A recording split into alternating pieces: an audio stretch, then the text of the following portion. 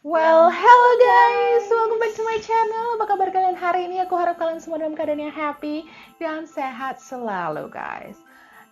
Kalian bisa lihat kalau hari ini aku nggak sendiri, aku bring over my best friend here. Kenalin temen aku, Jingga. Hai. Hai you guys, so Jingga apa kabar? Baik. Selalu baik, karena selama ini dialah yang ada di belakang kamera guys. Nah karena Jingga ini merayakan hari Natal guys, so aku mengundang dan kita sama-sama punya ide untuk yuk kita berdua aja nih untuk video pembahasan kali ini yang related to Christmas supaya lebih seru merayakan Natal bersama-sama meskipun kita berada di dalam rumah.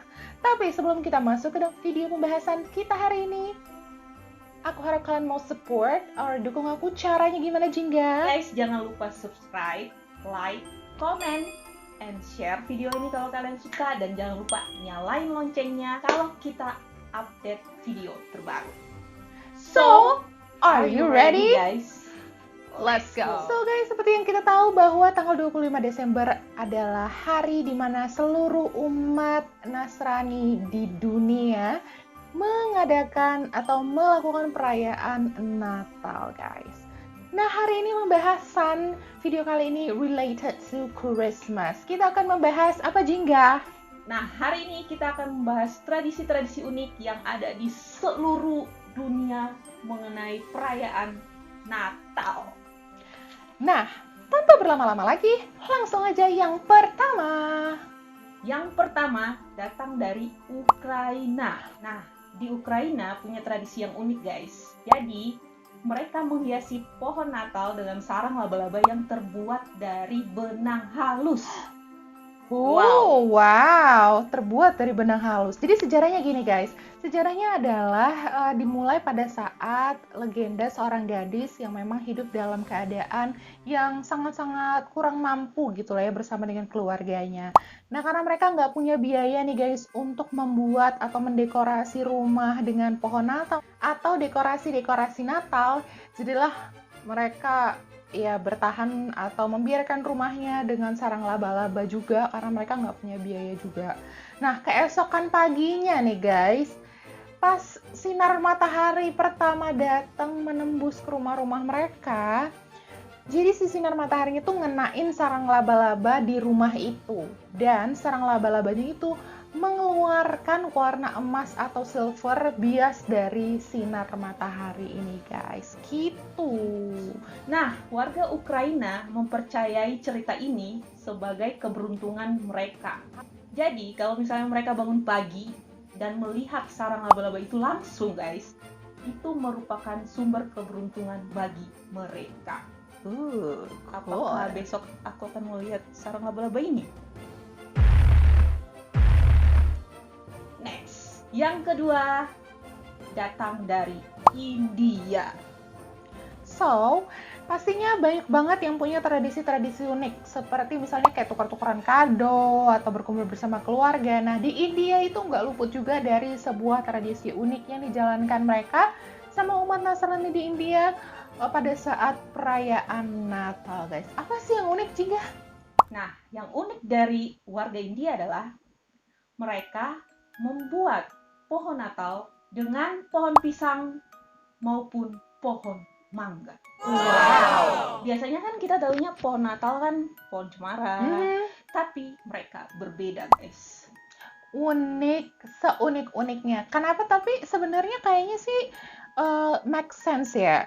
Kalau misalnya mereka itu membuat pohon Natal dari pohon pisang ataupun pohon mangga. Karena kan India juga termasuk wilayah yang tropis. Dan mungkin aja pohon cemara nggak tumbuh juga di sana. Mungkin ya guys, mungkin pohon cemara nggak tumbuh di sana sehingga mereka memakai pohon-pohon yang memang udah ada di sana gitu loh, seperti pohon mangga atau pohon pisang yang lebih banyak dicari. One thing, it's creative guys. Kreatif, ya nggak sih? Banget. So, gimana sama kalian? Apakah mungkin kalian pohon Natal di rumah itu adalah pohon pisang? Atau mungkin kalian juga punya rencana untuk pohon bambu dijadiin pohon Natal? Atau pohon tomat, pohon cabai, semuanya itu bisa dilakukan guys. Iya kan, jadi nggak usah repot untuk cari-cari pohon cemara. Yang penting niatnya ya nggak? Iya kan, Jingga? Yang penting niat dan kekreatifan itu tuh ada nilainya gitu. So, kita lanjut ke yang ketiga. Tradisi Natal unik yang ketiga ada di Jepang. Siapa sih di sini yang nggak suka makan fried chicken? Suka nggak kamu? Suka banget. Nah, tradisi unik di Jepang adalah mereka menyediakan menu spesial ayam saat Natal tiba, guys. So, sejarahnya adalah berawal dari manajer restoran KFC Jepang pertama di sana. Dengar obrolan-obrolan orang asing nih Jingga yang datang ke sana, dan pada saat Natal tuh mereka ngobrol kalau mereka itu rindu banget sama makanan olahan kalkun. So dari sinilah manajer restoran itu punya inspirasi, punya solusi. Aha, gimana kalau aku bikin aja menu spesial buat khusus di malam Natal? Dan menu spesialnya adalah menu pesta ember ayam.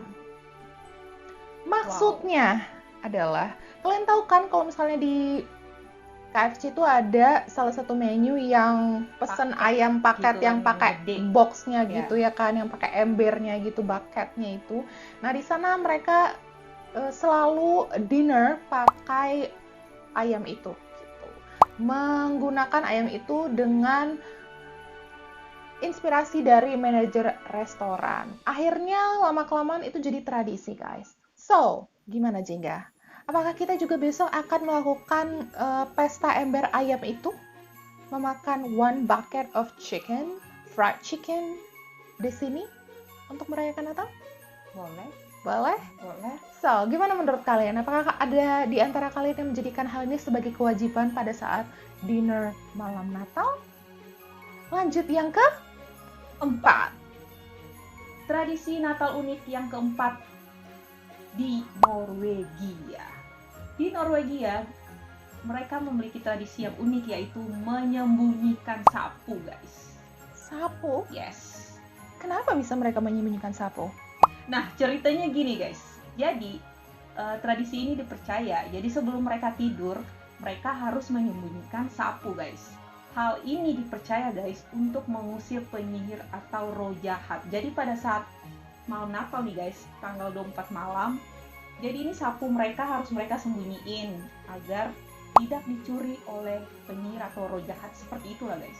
So, bener banget. Jadi mereka tuh harus nyembunyiin sapunya dulu supaya nggak dicuri dan dipakai terbang sama penyihir atau roh jahat. Nah, setelah itu pada saat tanggal 25-nya, pada saat hari Natalnya itu, mereka kemudian akan menyuguhkan riskrem. Nah, riskrem ini adalah sebuah puding beras dingin, guys. I love dessert and I love pudding yang disiram sama saus strawberry.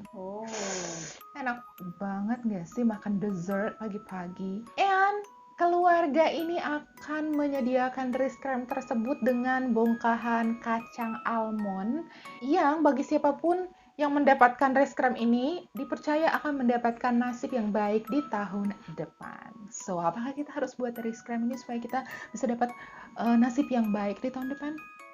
Boleh kamu yang buat ya? Kayaknya nggak jadi, mending kita beli aja. Oke, guys, so ada nggak sih di antara kalian yang punya kayak kue atau dessert khas yang harus dibuat pada saat Natal tiba? Aku ada. Kalau Jingga apa? Aku sukanya brownies. Brownies, Yes. jadi harus ada gitu. Harus sih. Ya iya, request sih biasanya. Request. So kalau kalian misalnya punya juga sesuatu yang unik yang harus dibuat pada hari itu dan harus ada, kalian boleh komen di bawah, guys. So kita lanjut yang ke-5. Tradisi Natal unik yang kelima ada di Iran. Nah, di Iran sebelum Natal tiba, biasanya dari tanggal 1 Desember ya guys, mereka itu akan berpuasa dan tidak memakan daging, guys. Jadi hal ini tuh dipercaya bagi mereka itu dari mereka mulai berpuasa itu dari tanggal 1 Desember, guys. Dan pada tanggal 25 Desember, mereka akan selesai mengikuti ibadah di gereja dan mereka akan pulang, baru mereka bisa mencicipi makanan yang disebut dengan harasa. So, harasa itu adalah sebuah olahan dari daging cincang gitu dengan gandum. Jadi, harasa itu adalah olahan dari daging cincang dan gandum, guys. So, ini adalah seperti kayak makanan tradisi atau makanan tradisionalnya mereka pada saat perayaan gitu ya. Kalau misalnya Jingga, kalau misalnya lagi Natal gitu, ada makanan khas yang harus dimiliki nggak pada saat Natal? Kalau Natal di rumah sih kebanyakan sih kita kue-kue gitu ya. Kue, terus cemilan kayak kue kering. Jadi kalau misalnya makanan berat gitu kayak harasha yang dipunyai Iran gitu, di kalian ada nggak Kalau di rumah sih jarang sih. Kita lebih banyak kayak kue-kue kue-kue kering, kering? brownies, ya gitu-gitulah guys. I see. So, gimana sama kalian? Apakah kalian punya salah satu makanan berat yang kalian harus punya pada saat Natal tiba dan dimakan bersama-sama dengan keluarga? Kalau misalnya ada, kalian boleh komen di bawah. Kita lanjut yang ke 6. Nah guys, tradisi Natal yang ke-6 ada di Finlandia. Nah, selain bersukacita dengan keluarga guys, dan juga meletakkan lilin di pemakaman, di Finlandia juga mereka akan mandi sauna guys. Tak lupa pula mereka mandi sauna saat Natal dirayakan guys. Enak tuh mandi sauna dingin-dingin ya kan di Finlandia. Nah, konon ceritanya mereka itu mandi sauna di sana di suatu tempat sauna yang spesifik ini karena mereka percaya bahwa tempat sauna itu dijaga sama peri yang tinggal di sana, yang melindungi manusia gitu. Tapi mereka hanya boleh mandi di sana itu sebelum senja, guys. Karena pada saat senja itu sudah tidak boleh lagi dilakukan karena mereka percaya bahwa arwah jahat yang akan bergantian ada di sana. Mungkin arwah jahatnya juga mau mandi sauna kali ya. Ya kan? So, menurut kalian gimana? Kalian punya nggak sih tempat-tempat yang harus kalian datangi untuk merayakan Natal? Selain rumah keluarga ya, pasti kalau Natal perayaan seperti ini tuh pasti ke rumah keluarga atau teman-teman harus kan ya. Nah, tapi kalau tempat-tempat yang khusus selain rumah keluarga, itu Jingga ada Enggak sih. Aku kalau Natal sih di rumah doang. di rumah aja. So, kalian teman-teman ada nggak sih? Mungkin kalian harus mandi sauna, mandi es, atau kalian harus ke suatu tempat yang memang benar-benar itu jadi sebuah tradisi unik di keluarga kalian. Kalian boleh komen di bawah, guys. And kita masuk yang ke-7. So, tradisi unik selanjutnya dan yang terakhir adalah tradisi dari Indonesia. So guys, seperti yang kita tahu bahwa Indonesia itu punya banyak sekali adat, istiadat, dan kekayaan budaya yang kita punya guys. Karena banyak banget kota di Indonesia, banyak banget pulau, udah pasti banyak dan beragam adat istiadat yang dilaksanakan. Begitu pula dengan tradisi unik di Indonesia. Apa aja sih tradisi unik yang kita punya, Jingga? Ada rabo-rabo di Jakarta, wayang kulit Wahyu di Yogyakarta, ada Marbinda di Sumatera Utara, ada kunci taong di Manado guys, ada barapen di Papua, ada penjor di Bali, wow Bali, ada Lovely Desember di Toraja, ada meriam bambu di Flores, dan yang terakhir ada pawai Sinterklas di Ambon guys. Banyak banget. Itu baru sebagian kecil aja dari tradisi unik yang kita miliki guys di Indonesia. Kita patut bangga. So, sebelum kita tutup pembahasannya hari ini, tadi kan kita cuma nyebutin aja nama tradisinya. Nah, aku mau kasih penjelasan sedikit mengenai tradisi-tradisi tadi yang udah disebutin Jingga. Nah, yang pertama ada rabo-rabo di Jakarta. Nah, rabo-rabo ini adalah seperti kayak kunjungan ke rumah tetangga atau rumah sanak saudara gitu. Nanti ditentukan nih sama ketua RT-nya atau ketua RW-nya, rumah siapa dulu nih yang pertama mau dikunjungi. Pada saat berkunjung ke rumah orang pertama, jadi ada iring-iringan musik juga nih. Asik. Iya, asik banget. Nah, sambil diiringin musik, sambil berkunjung ke rumah pertama, berjoget, makan dan minum. Kemudian cipika-cipiki juga nggak lupa. Nah, nanti rumah orang pertama ini akan mengirimkan satu orang perwakilan dari keluarganya untuk ikut untuk berkunjung ke rumah selanjutnya. Begitu terus bergulung. Jadi satu, kedua, ketiga terus bertambah karena setiap rumah yang dikunjungi itu harus mengirimkan satu perwakilannya sampai ke rumah yang terakhir, guys. So, unik banget ya. Seru banget tau kalau kayak gitu. Nah, selanjutnya ada wayang kulit Wahyu nih Jingga di Yogyakarta. Nah, wayang kulit ini bercerita tentang berkisah ya tentang penyebaran wahyu yang diturunkan Tuhan kepada umatnya. Jadi sambil dimainin pakai wayang gitu. Seru banget ya kalau kayak gitu ya. Penyebaran agama tuh bisa dilakukan juga dengan menggunakan wayang kulit. Itu adalah tradisi yang harus dijaga, guys. Selanjutnya ada Marbinda, guys. Jadi Marbinda ini adalah tradisi menyembelih hewan dan kemudian dibagikan kepada masyarakat yang merayakan Natal. Iya, Yes. kayaknya memang supaya semua orang itu merasakan ya. bagaimana sukacita Natal ya. Ini harus dicontoh guys, berbagi itu adalah hal yang indah. Selanjutnya, kunci tahun. Nah, kunci tahun ini artinya adalah mengunci tahun guys. Nah, isinya adalah seperti kayak pawai-pawai gitu dengan kostum-kostum yang lucu tentunya. Kunci tahun ini dimulai pada awal minggu Desember. Jadi, kemeriahannya itu udah dimulai dari awal bulan. Jadi, gimana ya, bayangin ya kalau kita bisa lihat pawai dengan kostum-kostum lucu setiap harinya ya kan.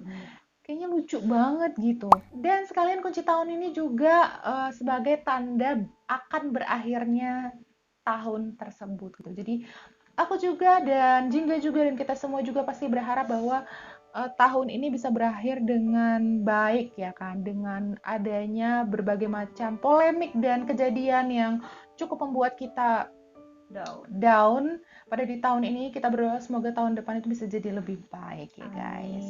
Selanjutnya, so barapen itu berasal dari Papua yang artinya bakar batu. Nah, jadi warga itu akan melakukan masak secara bersama-sama, secara besar-besaran dan membakarnya tuh menggunakan batu, guys. Nah, barapen ini dilakukan sebagai perwujudan atau tanda rasa syukur dan rasa persaudaraan terhadap masyarakat di sana.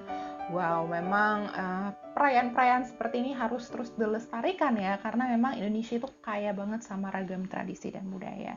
Gimana sama kalian? Apakah kalian ada tradisi seperti ini di kota kalian yang kita belum sebutin? Kalian boleh komen di bawah guys. So, selanjutnya penjor yang berasal dari Bali. Nah, penjor ini sendiri merupakan sebuah janur kuning gitu loh yang dirakit atau yang dibentuk seperti ornamen yang khas Bali gitu. Nah, penjor ini sendiri merupakan perwujudan dari naga basuki di Bali yang merupakan simbol dari kesejahteraan dan kemakmuran gitu. Dan simbol ini merupakan simbol yang dianggap sangat-sangat suci di Bali, apalagi bagi umat Hindu. Nah, biasanya penjor ini sendiri ada itu pada saat hari raya Galungan bagi umat Hindu, tapi pada saat Natal juga di gereja-gereja gitu biasanya diletakin penjor itu di depan gereja mereka gitu guys. So kalian punya barang yang harus diletakin nggak selain Christmas tree guys? Seperti kalau di Bali kan ada penjor gitu yang kayak janur kuning yang bentuknya ornamen khas Bali. Nah, kalian punya nggak sih selain Christmas tree di rumah kalian yang harus ada? Lovely December atau yang juga disebut dengan Kepmilau Toraja adalah sebuah pagelaran budaya yang dirancang atau dibikin sama pemerintah Tanah Toraja dan Toraja Utara untuk sebenarnya mempromosikan pariwisata Toraja. Jadi awalnya tuh untuk mempromosikan pariwisata Tanah Toraja dan sekarang itu bisa menjadi salah satu daya tarik di Tanah Toraja pada saat Natal, guys. Bagus juga ya kalau ada pagelaran-pagelaran seni kayak gitu yang disemarakkan gitu loh, karena menurut aku seni kita itu sangat banyak dan sangat bagus gitu kalau ditampilkan dan diperkenalkan ke luar negeri gitu, guys. So selanjutnya ada pawai Sinterklas dari Ambon nih. Gimana Pawai Sinterklas dari Ambon nih? Karena Jingga ini asalnya asli dari Ambon, guys. Gimana sih kalau Pawai Sinterklas di Ambon? Nah guys, karena aku asalnya dari Ambon, aku mau jelasin sedikit tentang Pawai Sinterklas. Nah, di Ambon itu biasanya tuh kita dimulainya pada tanggal 1 Desember. Biasanya tuh dia berlangsungnya paling lama 1 mingguan guys di Ambon. Kayaknya sih 1 mingguan lebih juga kayaknya ada sih. Nah, di situ tuh biasanya Sinterklasnya itu datang tuh ke rumah ke anak-anak kecil gitu ya. Jadi di situ datang biasa kasih hadiah, tapi bukan cuma dikasih hadiah nih guys. Ada juga yang namanya biasa disebut yang bentuk ompit. Ompit itu yang biasa lah, yang wajahnya hitam-hitam gitu kan guys. Nah, Itu tuh khusus buat anak-anak yang nakal. Yang baik akan dikasih hadiah, ya kan? Sedangkan anak-anak yang nakal akan dimasukin ke dalam karung.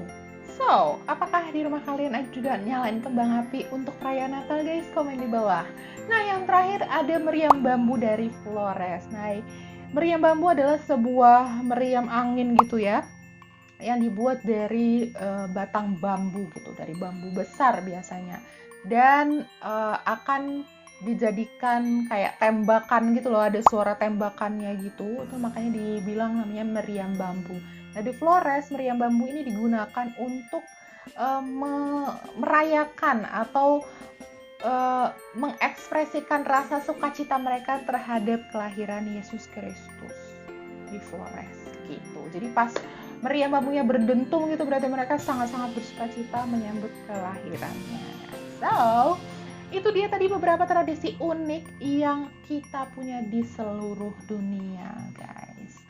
Apakah di antara kalian ada tradisi unik yang belum disebutin? Kalian boleh langsung komen di bawah. So, kita berdua mengucapin Selamat Natal 25 Desember 2020. Damai Natal menyertai kita semua. Merry Christmas. Merry Christmas. Merry Christmas. Merry Christmas.